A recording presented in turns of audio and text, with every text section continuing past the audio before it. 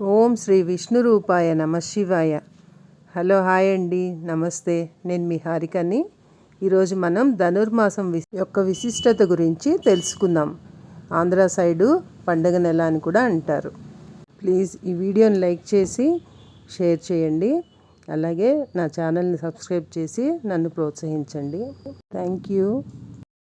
ధనుర్మాసం అంటే హేమంత ఋతువులో వచ్చే మార్గశిర పుష్యమాసాలు. ఈ మాసంలో సూర్యుడు ధనుసు రాశిలో ప్రవేశించి మకర రాశిలోకి ప్రవేశించే వరకు ఉంటాడు. ఇది విష్ణుమూర్తికి చాలా ప్రీతికరమైన మాసం కాబట్టి ఈ నెలలో తెల్లవారుజామునే లేచి స్నానం చేసి విష్ణువును, ఆయన అవతారమైన కృష్ణుణ్ణి పూజించడం ఆచారం.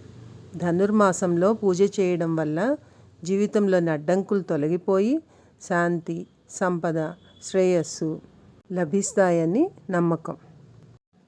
ధనుర్మాస విశిష్టతలు. విష్ణు పూజ. ఈ మాసం విష్ణుమూర్తికి ప్రీతికరమైనది.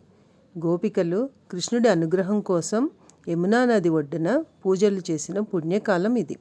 ఉత్తరాయణ పుణ్యకాలం. ధనుర్మాసం ఉత్తరాయణ పుణ్యకాలాన్ని సూచిస్తుంది.